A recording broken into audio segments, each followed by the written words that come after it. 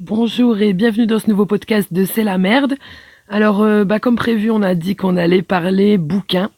Alors, tu m'excuseras, aujourd'hui j'ai un tout petit peu mal à la gorge, hein, je suis pas dans mon dans mon état normal.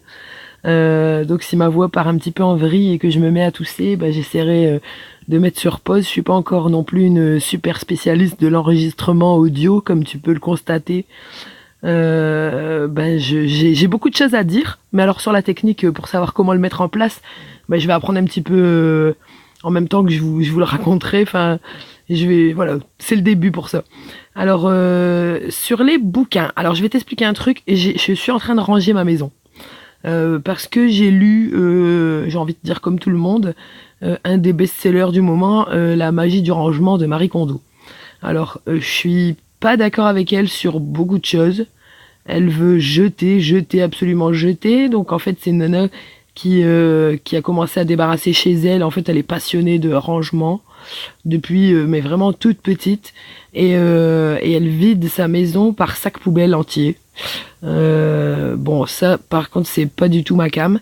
Mais elle a quand même des bonnes astuces. Elle a une stratégie en fait pour ranger ta maison dans un ordre précis qui fait que tu peux pas passer à côté d'un endroit, d'une pièce ou d'une catégorie d'objets.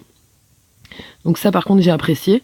Ensuite, il y a un truc, ça m'a fait un genre de déclic en fait. Je me suis dit, écoute, j'étais tellement rageuse sur cette histoire de sac poubelle.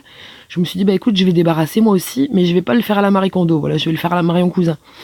Donc, voilà, j'ai sorti des caisses, des cabas, des trucs pour ranger, des cartons, voilà.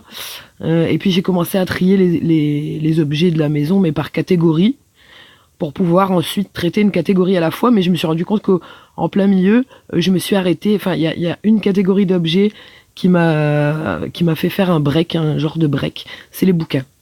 Voilà, donc là, j'ai entamé la mise en place, la mise à sa place des vêtements, des objets de déco, des trucs qui doivent être vendus parce que voilà, ça fait trop longtemps que je les vois et c'est plus possible. Mais par contre, les bouquins, alors là, je me suis arrêtée net parce que je suis une grande consommatrice de livres. Je suis une très bonne cliente pour Amazon. Je suis une très bonne cliente pour les bibliothèques aussi. Et donc, j'ai ouvert un bouquin qui m'a fait tilter. C'est un bouquin, enfin tu vas me dire, c'est peut-être pas du tout le genre de bouquin qui pourrait atterrir sur ta bibliothèque, et je comprends tout à fait, mais il fut un temps, j'avais un site internet et un blog, même un groupe Facebook sur le régime du camp. Voilà, le régime du camp, c'était la star des régimes il y a à peu près une dizaine d'années. D'ailleurs en 2007, il y a 10 ans exactement et quelques mois, j'ai perdu 42 kilos grâce à ce régime. Et en 2009, j'ai accouché de mon 3e fils. Et alors là, je me faisais chier à mourir. Voilà. Et sincèrement, c'est la première fois de ma vie que j'étais en congé maternité officiellement parce que j'avais travaillé assez pour pouvoir en bénéficier. Donc j'étais en congé maternité et ça m'a un petit peu chamboulé le cerveau d'être en congé maternité. Je me suis dit qu'est-ce que je vais bien pouvoir faire de tout ce temps. Alors j'avais un tout petit appart de rien du tout parce que j'avais dû quitter ma maison. Bref, je suis revenue maintenant dans ma maison, mais à ce moment-là j'étais vraiment dans une petite cage à poules. J'avais pas grand-chose à part mes 4 murs et un ordinateur, et je me suis dit qu'est-ce que je vais bien pouvoir faire avec ça. Donc j'ai appris les bases du développement. Donc j'ai appris à coder un peu, j'ai appris à créer des sites internet tout simplement à la version 2007. Attention, hein, et encore, enfin je veux dire version 2005-2006 peut-être même. J'ai commencé à découvrir tout ce qui était le blogging, le web marketing, la rédaction web, la rédaction de contenu. Et le contenu, c'était tout bidon à faire, puisque le contenu, c'était moi, tout simplement. Tout ce que j'avais à faire, c'était d'écrire sur ce régime, sur ce que j'en pense, sur mon vécu avec ce régime, sur les astuces que j'ai pu y découvrir et que j'ai retenues, enfin mes meilleures recettes, enfin plein de trucs qui concernaient ce régime et grâce auquel j'ai perdu 42 kilos. Hein, donc j'en faisais 115 au départ, hein, je suis atterri à 59. Bon, aujourd'hui je suis à poil au-dessus, mais bon, tout va bien. et, Et donc voilà, donc je faisais ce blog, ce site et ce blog sur le régime du camp, et c'était la grosse mode du camp. Donc du camp, c'était des bouquins, pour en revenir aux bouquins, du camp, c'était des bouquins qui se vendaient pas mal, qui se vendaient vraiment bien, et donc j'ai acheté tous les bouquins qui étaient pour et qui étaient contre du camp. Voilà. J'ai acheté le livre d'Hervé Pouchol, qui s'appelle Le régime du camp, le pour et le contre, justement. Et Hervé Pouchol, en fait, c'est un journaliste, il me semble, de France 2, ou enfin, en tout cas sur le bouquin, il y a son portrait, et franchement, enfin voilà, on le reconnaît, le gars, on l'a déjà vu à la télé des millions de fois, surtout si c'était de ma génération. Et le gars, il a peut-être fait le régime ou pas fait le régime, finalement, j'en sais rien, parce que je t'avoue, j'ai jamais ouvert ce livre. C'était vraiment juste pour l'avoir. C'est pour ça que j'en viens, c'est pour ça que je vais t'expliquer pourquoi les livres et pourquoi aujourd'hui je veux te parler de livres, parce que ce livre-là, particulièrement, je l'ai jamais ouvert, à part la semaine dernière. Voilà. Donc j'étais en train de ranger, je tombe sur toute ma pile de bouquins du camp, donc je les mets à part un peu, et puis là, celui-là, je me dis, bah merde, je l'ai jamais ouvert, je vais regarder un peu combien il peut valoir sur Amazon, tu vois. Je me dis, je vais regarder comme si je devrais l'acheter, parce qu'il est en super état, il peut être vendu. Et là, je vois qu'il est vendu 40 € et des briquettes, enfin 40 et quelques, et 50 et quelques. Genre, il y a deux personnes qui le vendent et à des prix waouh, alors que derrière, il y a écrit 17,90 €, quoi, quand même. Donc là, je me dis, tu peux faire autre chose, peut-être, ma cocotte, que de les mettre dans une boîte à livres, tu vois. Tu peux te faire un petit billet, on n'est jamais contre grappiller un petit truc, enfin, je veux dire, tu vois, le truc, je l'ai acheté 17,90 € le livre. Et aujourd'hui, le moins cher sur Amazon, parce que tu cherches un livre à la base, tu vas sur Amazon, tu fais pas le tour de toutes les plateformes où tu peux acheter des livres. Hein, enfin, si t'es comme moi, en tout cas, tu cherches simple. Et donc, tu vas sur Amazon parce que tu sais que tu peux des fois avoir des bouquins d'occasion pour 2-3 sous. Et là, pas celui-là. Donc, je me dis, merde, qu'est-ce que j'en fais, tu vois? C'est quand même un sujet qui a bercé une partie de ma vie. Maintenant, je suis pas prête de refaire ce régime. Hein. Voilà, j'en ai déjà pas besoin et puis encore moins envie. Mon avis a bien changé depuis, mais alors, franchement, quand mon avis sur le régime du camp a changé, c'était pas en lisant des bouquins, le pour et le contre, la preuve, parce que je l'ai pas ouvert. C'était en constatant tout simplement que sur la durée, bah, c'est très très très lassant, et donc j'ai arrêté, j'ai capoté tout simplement. Et donc là, j'ai arrêté aussi d'écrire, parce que j'ai arrêté de bloguer, parce que j'ai arrêté de plein de choses, parce que dans ma vie il y a eu plein de chamboulements qui ont fait que bah, c'était très très très contraignant, et j'aurais dû avoir une motivation de dingue pour continuer à écrire quoi que ce soit à ce moment-là. Pour moi, c'était une contrainte. Voilà, je manquais de temps parce que j'organisais pas ma vie de façon à avoir le temps. Bref, j'ai quitté le navire, et le navire est resté là en mer sans moi. Tout est encore en ligne. Hein, si ça t'intéresse, tu peux aller faire un tour pour rigoler. Mais voilà, c'est moi, c'est mes photos avant-après. Tu tapes avant-après régime du camp, je crois que je suis pas mal classée sur la première page de Google. Et donc, voilà. Donc, j'en reviens à ce bouquin, et là, je l'ouvre pour la première fois. Voilà. Et quand tu ouvres un bouquin, tu fais quoi? Tu commences soit par l'avant, soit par l'arrière. J'ai commencé par la table des matières pour me dire, pour essayer de trouver un peu son inspiration, tu vois, pour voir comment il a écrit ça, du genre, dans le sens comment il a catalogué ça, tu vois, chapitre 1, chapitre 2, comment il a priorisé ça. Et là, je tombe non pas sur la table des matières en premier, mais je tombe sur la liste des ressources. C'est-à-dire tous les sites qu'Hervé Pouchol a visités avant d'écrire son livre. Et dedans, il y a le mien. Et dedans, il y a www.leducanet.com. Et là, c'était moi. Enfin, c'est moi. Mais il y a 10 piges, ou presque. Et donc, je me dis, merde, quoi, je peux pas le vendre, même 40 balles, je peux pas, je le garde. C'est sûr, je le garde.